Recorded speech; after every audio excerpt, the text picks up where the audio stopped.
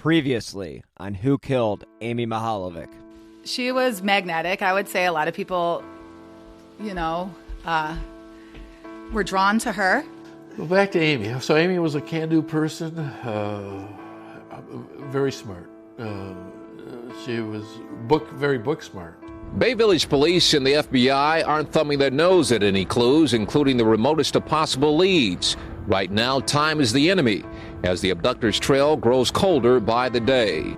35 FBI agents were assigned to the Mihaljevic case. 100,000 man-hours had been logged. Practically everyone involved in the investigation were clinging to hope that Amy would be found alive.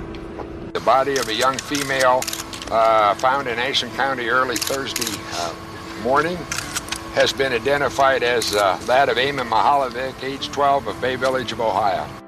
Bay Village school officials had made some preparations for this day everyone wished would never come. Teachers tenderly answered any questions the children had, and the middle school added 4 counselors to its usual 2. Well, whoever took Amy, we know is good with kids. Okay. This is somebody that can talk a kid into anything, getting into a car with a stranger. The only thing I want to say to them is that there were rainbows above their house, and that kind of signified to me that maybe she had gone to heaven and she was safe now. We feel that eventually somebody will give us the tip that will maybe tie it all together, and we'll be able to resolve this. Well, it certainly isn't what we were all, and every one of you two, were hoping for. Amy she is gone. But I would ask of everyone here, and those who can't be here, let's stop living in the shadow of Amy's tragedy. We must look forward. We must put a smile on our face, learn from this tragic event, but not wallow in the sadness. I am Bill Huffman, and welcome to this week's episode of Who Killed Amy Mihaljevic. On this week's episode, I have a great conversation with Nick from one of True Crime's top podcasts, True Crime Garage, who grew up in the Columbus area, but has always had a special interest in Amy's case. We will discuss how Amy's story affected him as a child and how he perceives it being an adult, and having done one of his first episodes on the Mihaljevic case. We'll also discuss his theories as well as where he sees the investigation going at this point. This case has so many different rabbit holes that it is important to remember the facts. Theories are just theories, and as much as we can speculate on who this killer is, it is important to remember that only one person called Amy, and in all likelihood, only one person is responsible for this crime. Too many theories and too many suspects is the best way I can put it. If this case were built on theories, we would be near skyscraper territory at this point. As James Renner has said before on this podcast, this case is so frustrating because there were so many people with the means, motive, and opportunity. And to think that so many people fancied this young girl is disturbing on a whole new level. So why in a city with a population under 16,000 haven't they been able to find the killer or justice for the Mihaljevic family? There is a connection between Bay Village and Ashland County, and someone in this area, or the Ashland area, knows the answer. It was in 2016 that Special Agent Phil Torsney and the Chief of Bay Village Police, Mark Spaetzel, held a press conference where they released new evidence. New in the sense that it had recently been tested, but had actually been in the possession of the police for over 25 years. It was when they tested the curtain and blanket that were found some 300 feet from Amy. They discovered similar, with the keyword being similar, dog hairs that had been found on Amy's body and were similar to that of the Mihaljevic's family dog, Jakey. The curtain was shown to the public for the first time in 2016 and was definitely made by someone. It had been repurposed from a quilt or duvet type of cover and was definitely cut to specific dimensions as to cover a door or a closet. So the big question that remains from that press conference, assuming that the person who made that is still alive, is why haven't you come forward with the information that puts this guy away? Are you complicit with this unknown male? If so, you will also be looking at the death penalty here in Ohio. So if that burden has become too much to bear, maybe it's time to let yourself be free of the pain.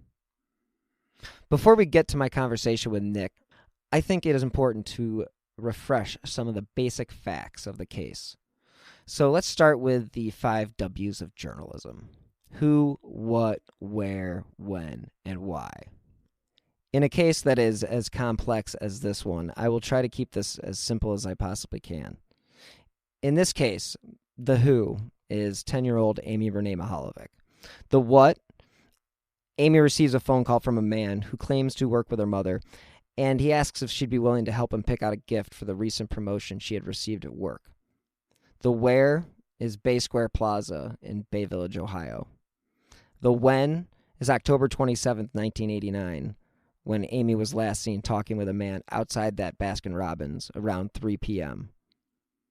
Amy was missing for about 105 days when around 4 p.m. on February 8th, 1990, the Bay Village police pulled into a driveway at the end of the cul-de-sac.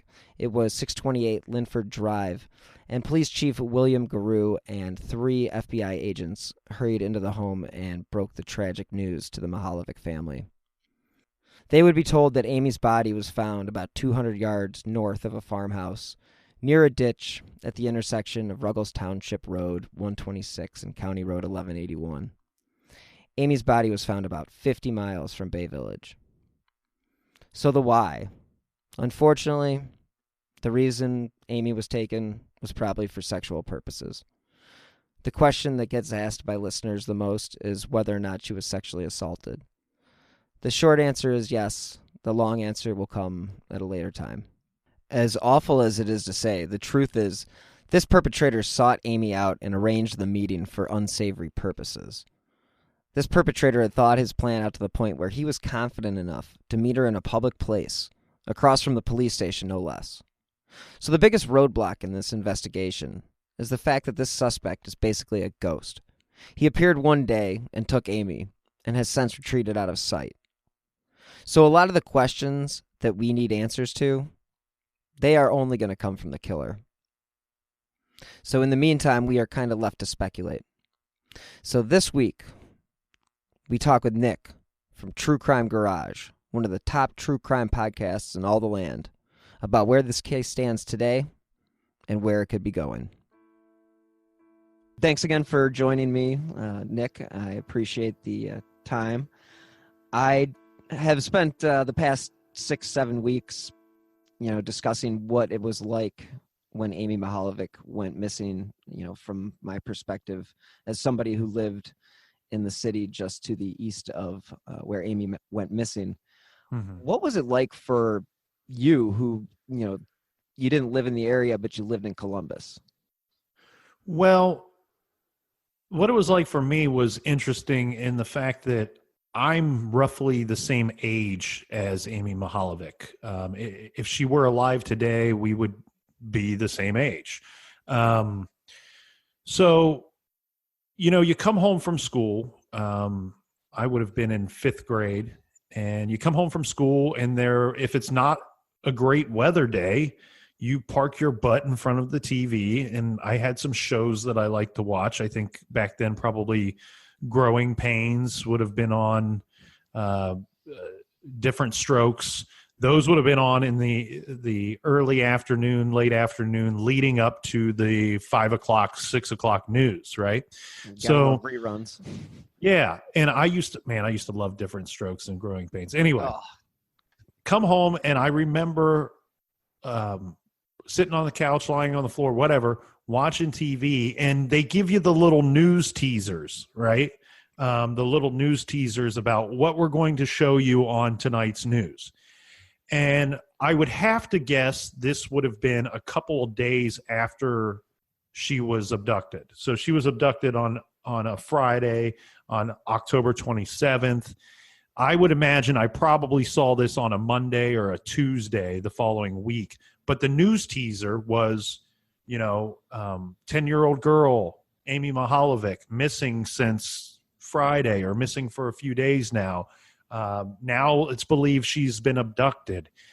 I remember seeing those news teasers, and I remember going, crap, that's an individual, a person my age, living in my state, yes, it's a 2.5 hour drive, but living in my same state, my same age. So I identified with the victim. That's the first time I ever recall hearing a news story of somebody abducted or victimized in any way where I identified with the victim. So it naturally intrigued me, the case, immediately, even at my young age. And again, same thing happened. I wouldn't say that at that age, you know, I've said on shows, on my show, and told other people, I've followed this case since '89. That's true in some sense. I wouldn't say that I actively followed the case back in '89. I was 10 years old. But what I do recall is seeing that news piece, staying and watching the actual news, which I never did at 10 years old, and then learning more about it. And I recall months later when her body was found, I recall seeing that on the news as well. And I remember seeing the America's Most Wanted clips from back then. So for me, what this meant was that it was the first time that abduction and murder to me became real. It became a real thing. Meaning I had always, you know, watched unsolved mysteries, or you read things in the newspaper, or you hear stories at school, or you're told things by adults as cautionary tales. You don't necessarily believe that that could happen to you or anybody you know or where you live. But this, to me, for the first time, is when abduction and when murder, when child murder became a real thing. Yeah, I can definitely attest to that. I mean, being in Rocky River, and I've mentioned it on the podcast before about our teachers made us watch Sally Jesse Raphael when Margaret Mihaljevic was on. She was on in January? Yeah. It was before her body was found, right? Oh, yeah, it was before her body was found. She was still missing, you know, I remember they had a tape of it, or we watched it live. I believe we watched it live. But, yeah, that was like a thing in our class. Like, it never escaped us. I mean, you in Columbus, you could be at least far enough away where, yeah, it did feel real, but man, living it up here, it was crazy. But with shows like you mentioned, Unsolved Mysteries, like, you know, a show like Unsolved Mysteries, what an impact that had on kids our age, you know? Right. That show used to scare the living crap out of me. And America's Most Wanted with John Walsh. I mean, John Walsh, this was one of John Walsh's first cases, actually.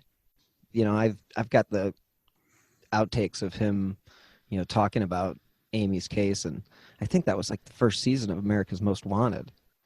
You know what's scary, and they'll forever be entwined in my mind. Thank God at least one of them has been solved. But Jacob Wetterling is abducted on a Sunday evening, and then that same week, Sunday to Friday, Amy Mihaljevic is abducted. And it was just connected in my mind. Yeah, and it was just such a weird thing. And I know that there was some speculation at the time that maybe there was this traveling man that was going town to town and going to abduct children. That was the 22nd of October. So yeah, 5 days later, Amy goes missing. I remember Jacob's case as well because I was close to Jacob's age. I was just like you. I was the same age as Amy. And he was out riding his bike and I did the same type of stuff. And so that was something that did hit home. And I remember, I don't think I was like aware of it until Amy went missing, you know, because it's not like I sat down and watched the evening news when I was 10. But right. Once they did, you know, because Jacob was missing for 27 years. You know, they never found a body until there was resolution in 2016 with the arrest of Danny Heinrich. But in that Sally Jesse Raphael show that we watched, one of the segments was Jacob. So it was just it was automatically connected in our brains because of the fact that it went Patty Wetterling, next segment, Margaret Mihaljevic. And Right. It's just, those two cases, they will forever be connected in my mind. And Jacob was close in age to Amy, and you and I are roughly, we're practically the same age. Mm-hmm. So I can only imagine things on your end, watching that in school, watching that on TV, Jacob Wetterling, Amy Mihaljevic. It was, and you and I have spoken to this before. It was different for me because I was down here in Columbus. Mm-hmm. There was distance. The victim, Amy, was a girl. I was a boy, and you and I have joked because we've both been asked this by several individuals. Well, how did it affect you? And it affected me in the way that I stated earlier, that now I wasn't just hearing a crime story that happened in some other state, 500 miles away to an adult. It affected me in the sense that the world became a more real place on that day. And on that day that her body was found, I don't think I watched the news coverage that day. I think looking back and trying to think back, I think I remember viewing that within days of her being found is the best I can come up with. Mm-hmm. But on that day when her body was found, I learned that the boogeyman did exist on that day. And he wasn't living in somebody's closet or hiding underneath somebody's bed somewhere. No, the boogeyman is real, and there's many of them. And they're the creepy guy that lives across the street from the school, the elementary school. They're the strange man that's taking pictures of children on his phone at the Walmart. They're the strange guy sitting on the park bench for hours on end with no newspaper, with nothing to occupy his time. They could be the guy developing your film at Walgreens. Yes, Walmart, yeah. Right. It could be the thing about Amy's case is most likely the individual is still walking amongst us here. I mean, I believe he. I mean, what do you think? I mean, do you think that he is has fled and has moved on to other things, or do you think that this individual is somebody that is, I don't want to say soaking it up, but enjoying the fact that people are still searching for him? Well, that's interesting because a few months ago, and I had not 100% resolved this with myself when we spoke, a few months back. But one thing I've had to do with this case, and that I do have a strong theory that I like and that I favored for years on this case. But what you're asking me is months, years, and decades past that theory that you and I have discussed. Is this individual still alive? Is he still in the area? And I've come to a fork in the road with that. And my thoughts on this are, there's two schools of thought that I have on this. One, my gut, and I told, I drove up to Lakewood, and I drove up to Bay Village, and I've done that a couple times. And on my last trip there, just driving up 71 North from Columbus all the way to Cleveland area, and I'm going, just something inside of me at some point, I think I was about 45 minutes north of Columbus, maybe 50 minutes. And this overwhelming feeling came over me that somewhere between this point right now on the road and my destination for the day, there is a unknown child killer living along this trail somewhere. And that's what my gut tells me. Now the other school of thought, let's take the other direction at the fork in the road. is one thing you and I have spoken to several times, and many people regarding this case, is that there is some thought that maybe this individual, the offender, believed that you and I both agree that the offender was sexually or romantically attracted to Amy Mihaljevic. I do, yes. So there is a thought that this individual may have thought they could have had some relationship if he just got the chance to talk to her, got to meet her, she got to know him, that they could have some kind of friendship or some kind of relationship. And if we take that direction, that turn on the road, then killing her was a reaction to her not reacting the way he thought she would, or not going along with what his wants and his needs were. Yeah, and then I think that would fall into the line with the FBI's thought that this could be a one-time killer.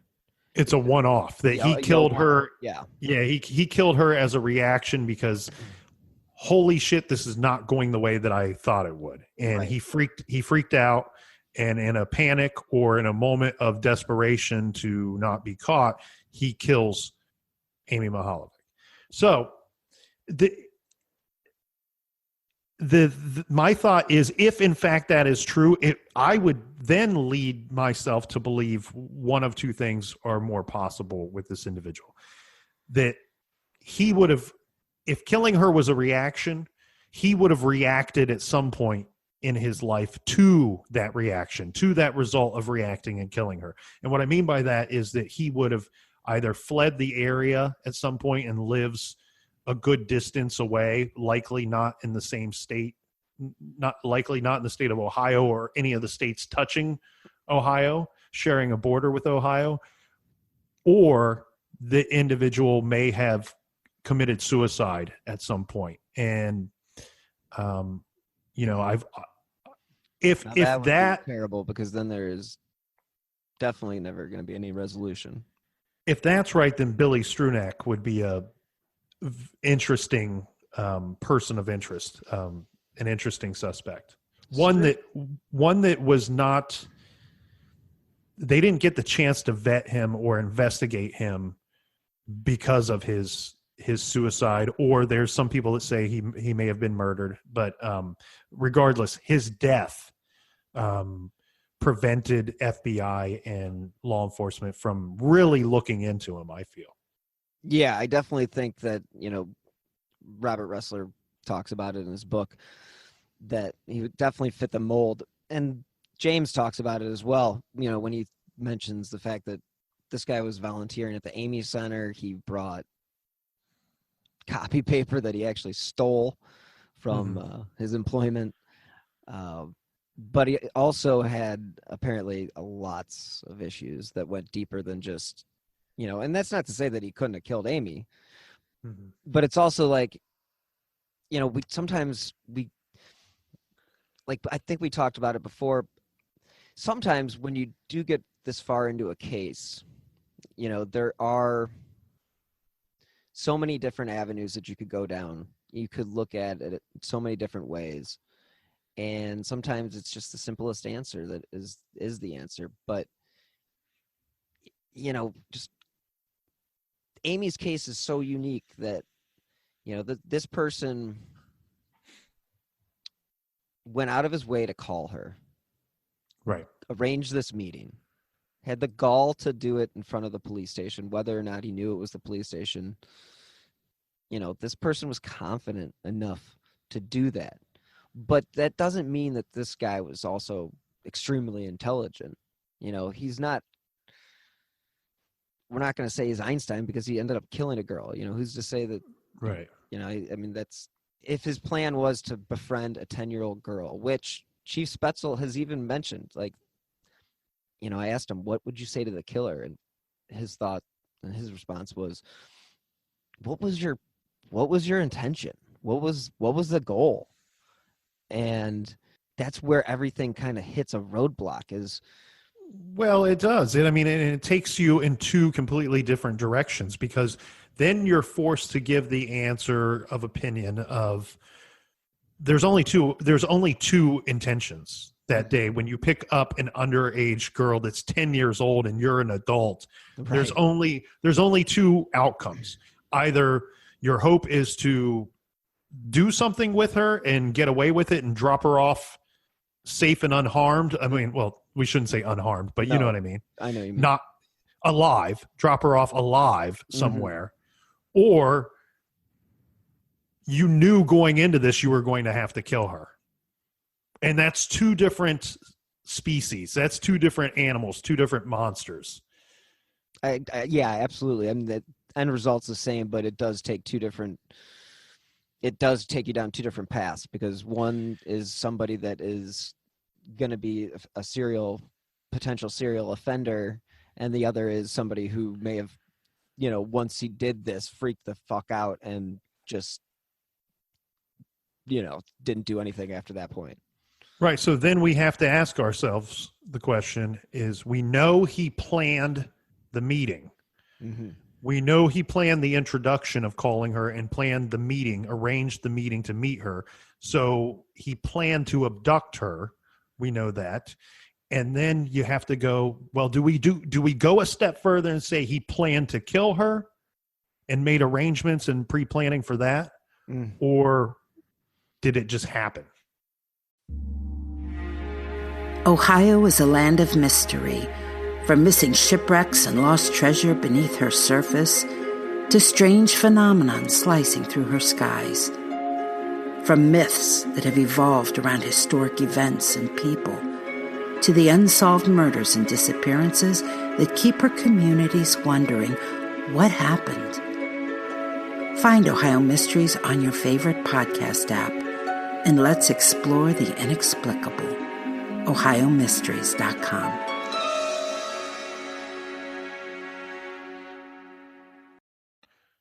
With where her body was found, that does lead you down an interesting path of, it sounds like it was more of a pre-planned thing, that I'm taking her someplace near where her body was found.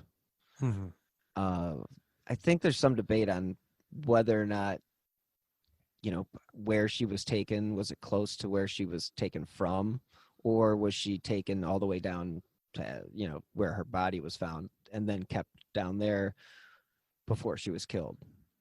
Right. And I think that's an interesting avenue to go down, because that obviously makes the person who ever did this have real serious ties to the area. And, certain people and certain suspects have fallen into that category, but you wonder, like you've said, that drive, and I don't know, you've said it, I think, on previous episodes, but of your show, but yeah, that's a long drive to be driving with a child that you just abducted.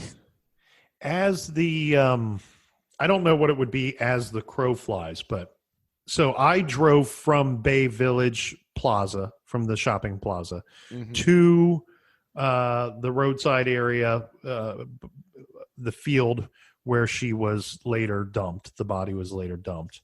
I drove just that distance, and who knows what route or what stops were made between the abduction and the body dump. We may never know, but I typed it into my phone, and I took what my phone told me to be the quickest route from the plaza to the dump site. And just like you said, I think it was about 25 minutes into the drive.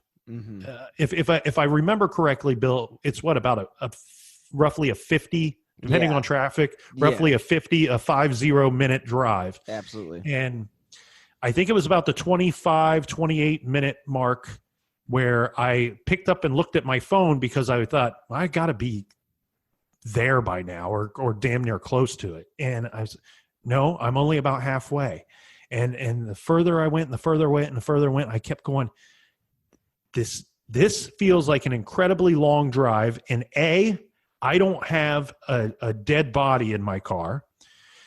And B, what would be even worse and even more difficult to control, I don't have a captive child alive in my car. That could present a whole different list of problems for the offender, for the driver, for the person or persons in that vehicle as we make that trip.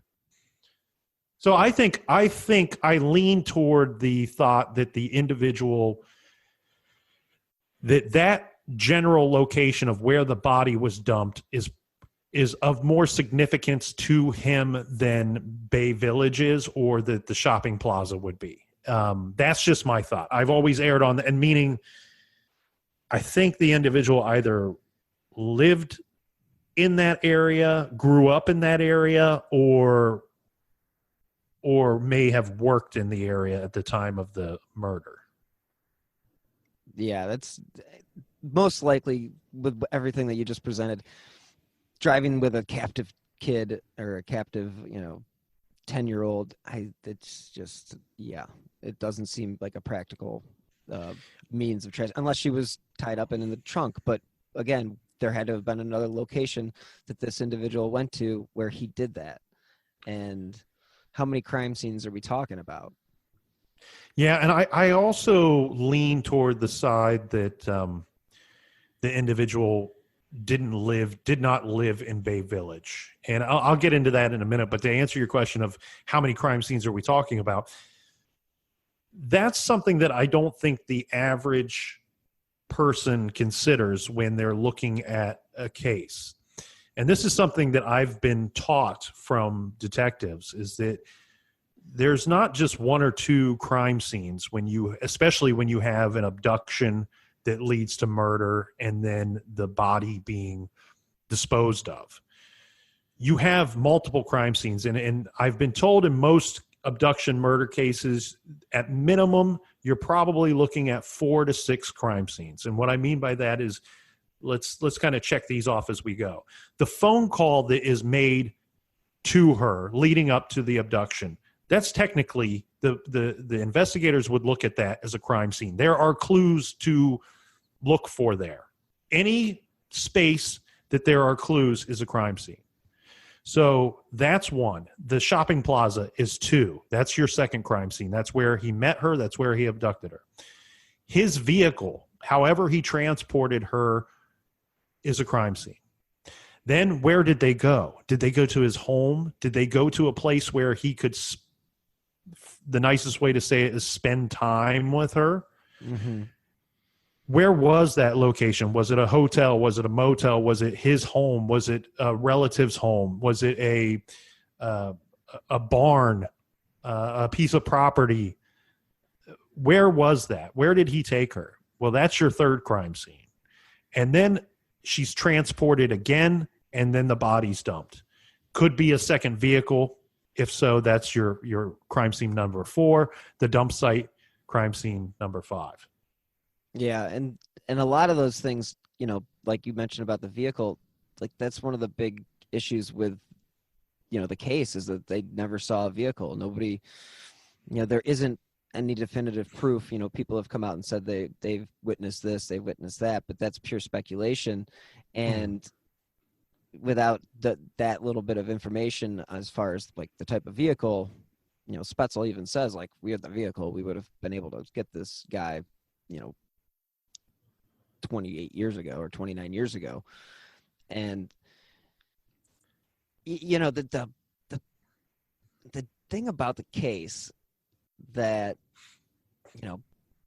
it always sticks with me, but the blanket and the curtain, you referenced a barn, and or it could have been a trailer, but again, what they released, some form of outbuilding.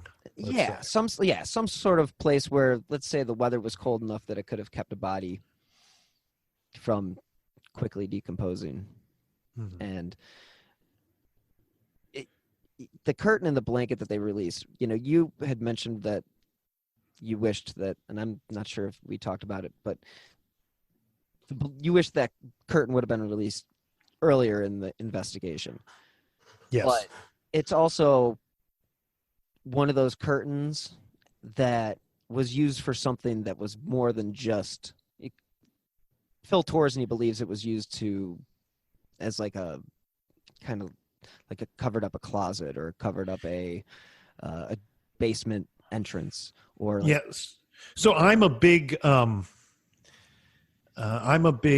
advocate for not littering, obviously, but also recycling. Right. But something else that I do that I love that others do it as well is sometimes I repurpose things.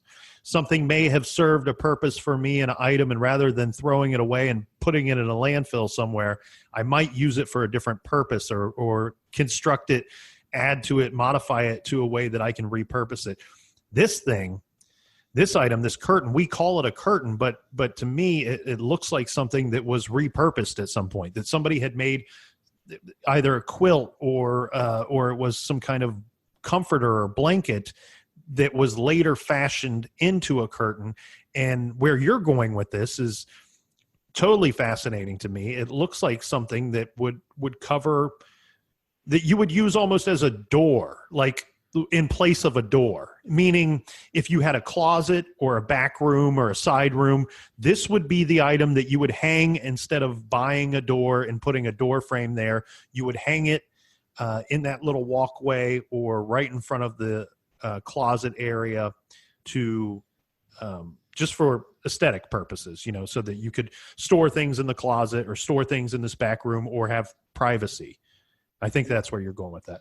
That's exactly where I'm going with it. And I don't know, this is, again, I hate to purely speculate, but that just makes me think of a trailer. I don't know what it is, but it just seems like something that you would hang that back room off of a double wide, or it just seems something.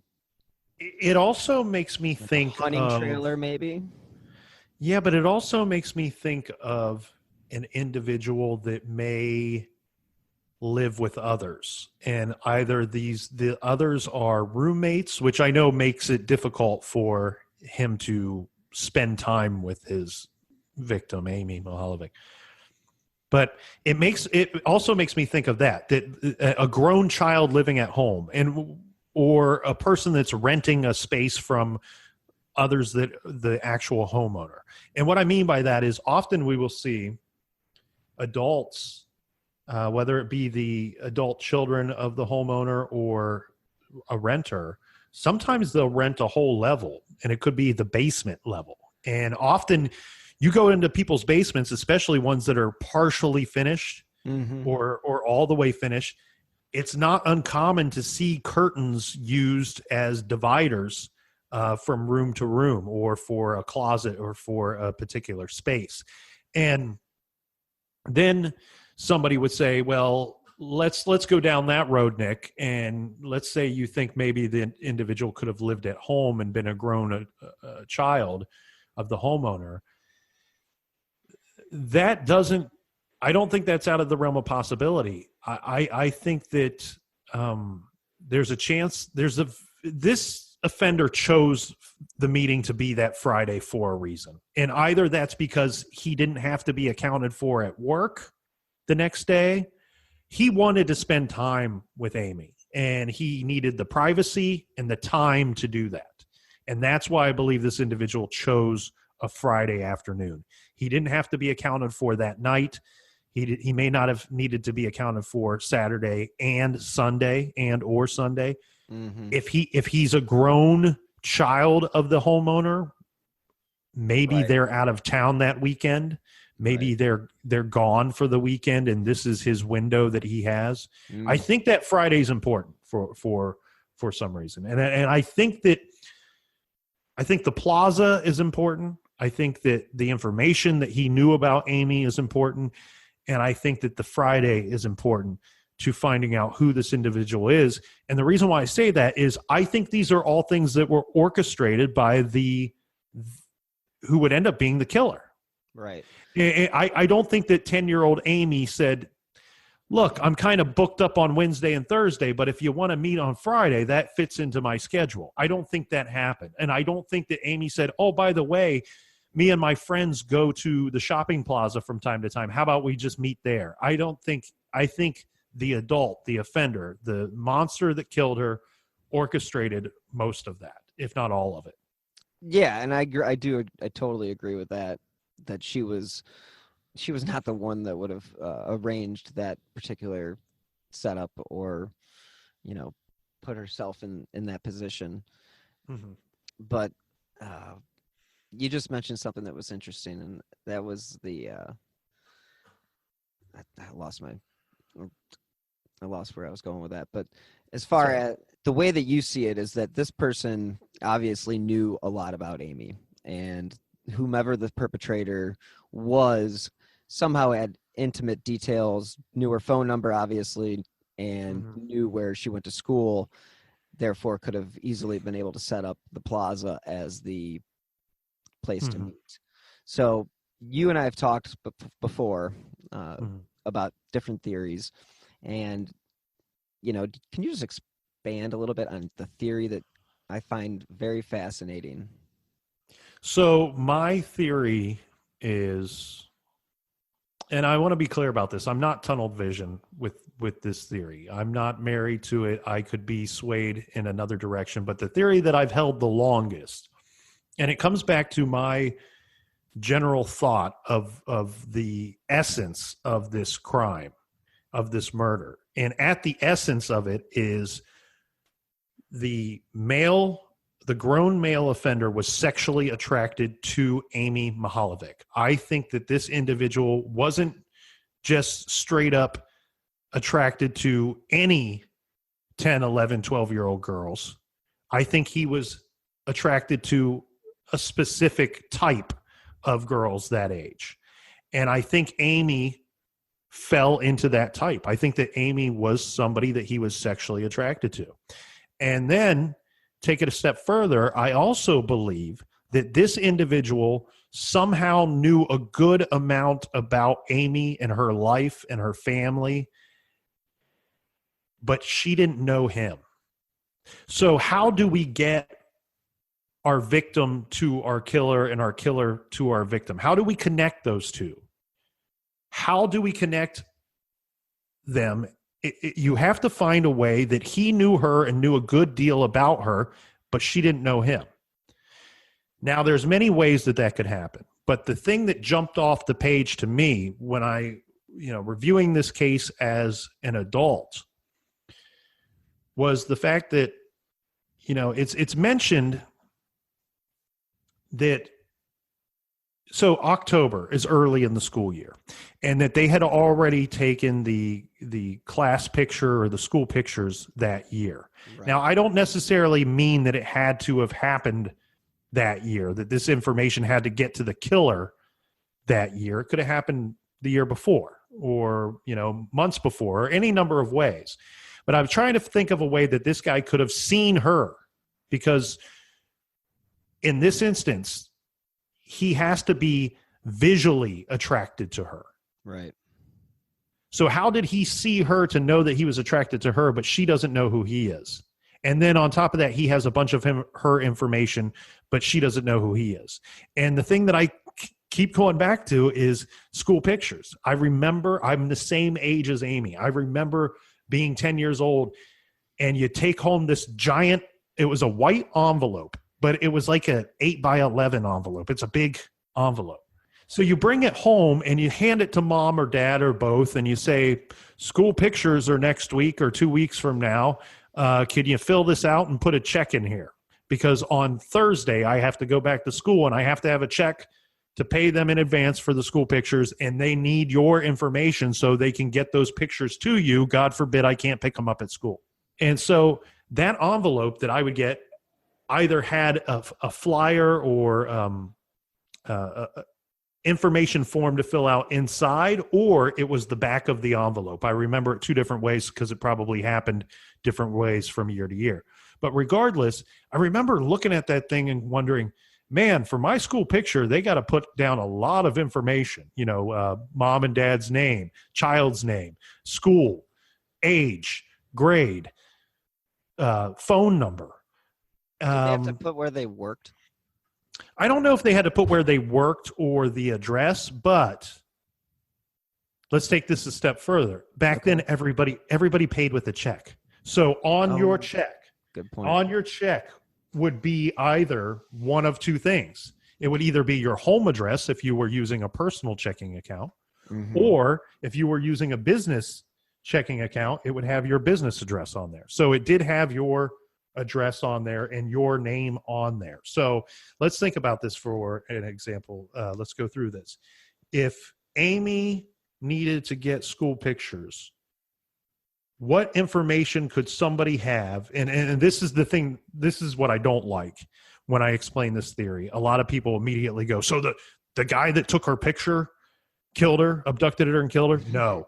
We're not talking about a 1 or 2 man operation. We're talking about a big company. Those things have to go through a lot of different channels before those pictures get back to the children and their parents, believe it or not.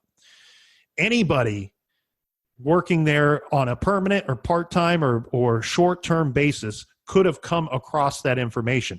But if I have that envelope, what information do I have? Well, I can look at the individual that got their picture taken, and I can decide if I'm attracted to them or not, right? I can visually see them. I can decide if I'm attracted to them or not.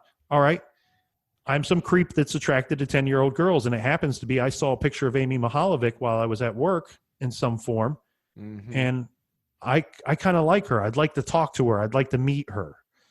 I'd like to whatever. Well, I can see on the check that was enclosed here that her mother's name is Margaret Mihaljevic and their home address is da-da-da-da-da.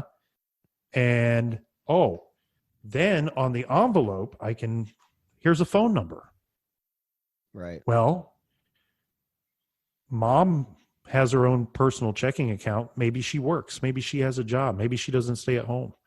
I would assume her father works. I mean, it's 1989. That's just the way the world was then.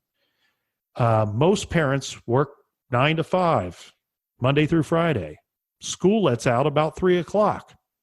Why don't I call this number at 3 o'clock? Because I'm going to call that number around 3 o'clock, 3:15, 3:30, because that's when it's most likely that she's going to pick up the phone and not mom and not dad, because I don't want to talk to them. Could have also known that she had a brother, and he did some investigating that known that he would have been coming home at a later time. And even if I didn't have her address, which I think would have been easy, you would have pulled that right off of the check. Would have been the way to do that. But let's say I didn't have the address. I know the school. I know the school that she goes to, and I can just follow her home from school one day. Now, the interesting thing about this, and the reason why I like this theory amongst some others, because like I said, there's a million ways for this individual, the killer, to know Amy, but her not to know him. There's many different ways that could happen. But the reason why I like this method, this thought, this theory, is that there were calls to other girls in other cities. Typically, these big companies that go around and take school pictures, they don't just work for one school. Their business would fail in a matter of months. They work with many, many schools in a region, in an area, in a corner of the state, in Northeast Ohio. They could have been down here in Columbus taking pictures for all I know. But so what I'm getting at is, I think whoever called Amy, whoever abducted and killed Amy, I think he also was the individual that called the girls in North Olmsted. And that was where my next question was going to be, is do you think... So somehow he was calling and probably trying different ways of luring a girl to meet him. And I think that, unfortunately, with Amy's, it worked, and his other attempts did not work. And I think this individual would have continued to call and contact girls without being seen, via phone until he found one that was going to meet him. Yeah, it would explain the attempts of the on the other phone calls to the girls in North Olmsted, as well as explain the connection as far as your theory goes. And again, like you mentioned before you went into your theory, is you're not 100% saying it's this, and you're not going on tunnel vision as far as focusing on this as being your only theory, but to you, this is what makes the most sense as far as what connects everybody to this one individual. And it doesn't, it's crazy because that makes the whole Mark background thing just mean absolutely zero. And you mentioned it on a well, not 100% zero. Where it does mean something is the abduction time and the phone call times. Mm-hmm. That's where the parents' relationship comes into play, being that the killer believed that this was a time that he could call her, contact her, meet Amy, and abduct her without her being tied down or the security of mom and dad being at home or with her. The phone calls, so she would have been abducted shortly after school. The phone calls happened shortly after school. Mm-hmm. The reason being is that, like I said, back in 1989, most moms and dads, mine included, worked 9 to 5 Monday through Friday. And this wasn't cell phones. Back nowadays, when you have a child's information, you're getting mom or dad's cell phone. It rings, it's in their pocket, it's in their briefcase, it's in their purse. It rings, mom or dad picks up. Back then, remember, we even had Phone a Friend. Phone a Friend, remember that did they give you those numbers with the sticker with the bear on it? And most it was like of our listeners will have absolutely no idea what you're talking about. So explain what Phone a Friend was. Okay, so back then, most children would go home from school, and there would be a window of time that you were home alone. Not everybody could afford additional childcare to bring in a babysitter for 1 hour or 2 hours after school between the time that I get home from school and mom or dad gets home from work. You're home by yourself. So at school, they would hand out this thing called Phone. I think it was called Phone a Friend. Not 100% certain, but I can envision this little sticker that they would give us that had like a teddy bear or a bear on it, and it had a phone number. And if for any reason at all you needed to talk to somebody as a child, you could call that number. And they would encourage you when they give you the sticker. They would say, if somebody strange shows up at your door and you don't, maybe you don't think you should call the cops and you can't get a hold of mom and dad, well, you can call this number. Or if something's going on at home that you can't tell mom and dad about, you can call this number. There was that whole Phone a Friend thing. These is supposed to be like a helpline almost for children to call. Well, not to bring up Ted Bundy, but the fact that Bundy worked for I believe it was a suicide prevention hotline. Or it was something along those lines.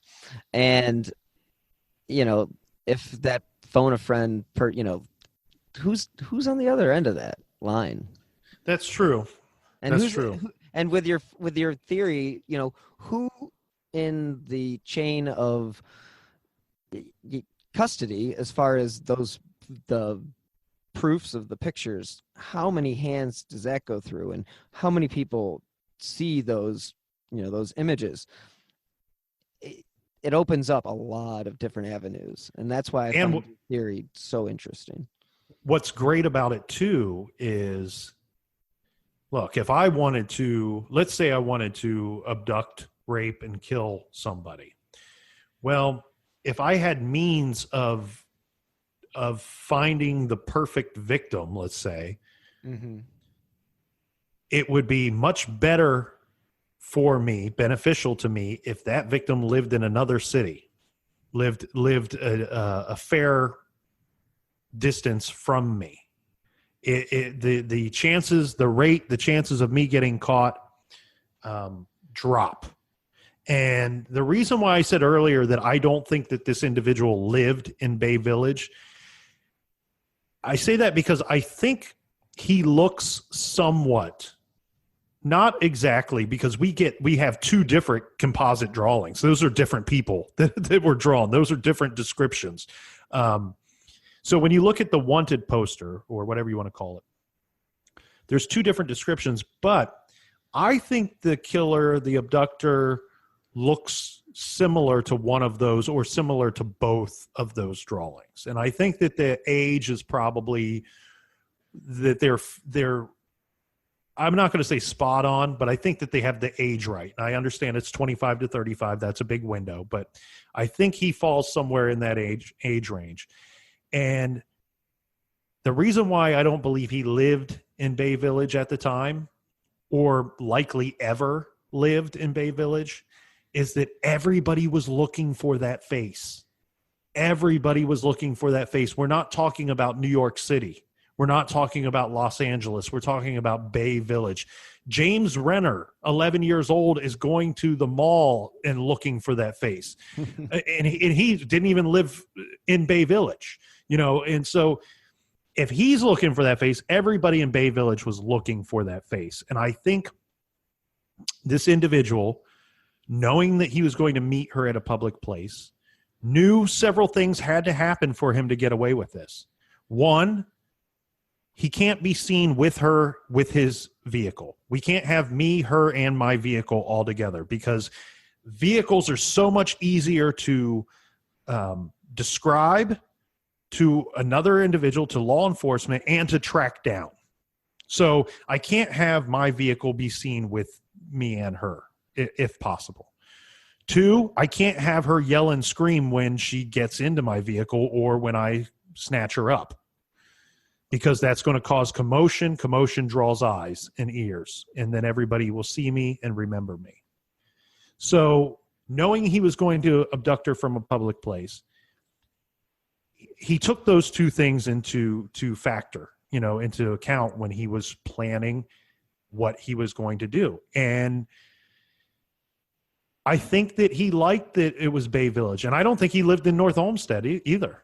I think you can kind of, in my thoughts and opinions are, you can rule out anywhere that he was calling, because given the size of the communities, he wouldn't have been able to hide his face if he had to meet them at a public place. And there was going to be somebody that saw him.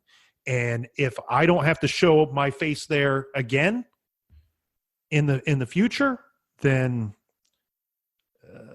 again, that helps my chances of not getting caught. Now, if I live there, everybody is looking for my face, and bad things come of that for the offender. They either get caught or they get scared, and then they flee or kill themselves. My conversation with Nick ended up being longer than anticipated, so I have decided to split this episode into two parts. So tune in next week for part 2 of my conversation with Nick of True Crime Garage. Thank you again for listening to Who Killed Amy Mihaljevic. If you are interested in supporting independent journalism, such as this podcast, you can click on the donate button on the bottom left on whokilledamymihaljevic.com. If you could leave a review on Apple Podcasts or wherever you listen to podcasts, that will also help support the show and help get Amy's story the coverage it deserves. You can contact the Bay Village Police Department at 440-871-1234 if you have any new information regarding this case. The FBI is also offering a reward up to $25,000 for information leading to the arrest and conviction of the individual or individuals responsible for the death of Amy Renee Mihaljevic. So anyone with information concerning this case, please contact the FBI at 1-800-CALL-FBI. You may also contact your local FBI office or the nearest American embassy or consulate. Thank you again for listening, and be safe.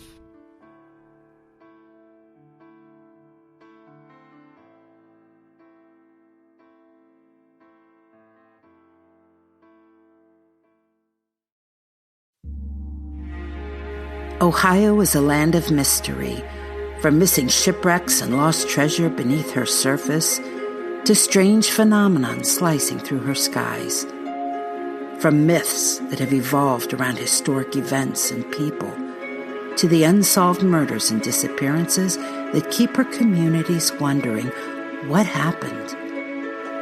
Find Ohio Mysteries on your favorite podcast app, and let's explore the inexplicable. OhioMysteries.com.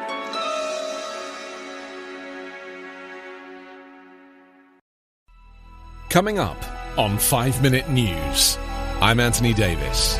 You might think it's partisan because maybe it's critical of one side or the other, but it's not. It's just the truth. And I think that's also something that's kind of unusual for Americans listening to the radio or to podcasts, because the news landscape in the States has been so partisan for so many decades. So 5 Minute News is verified, truthful, independent, unbiased, and essential world news daily.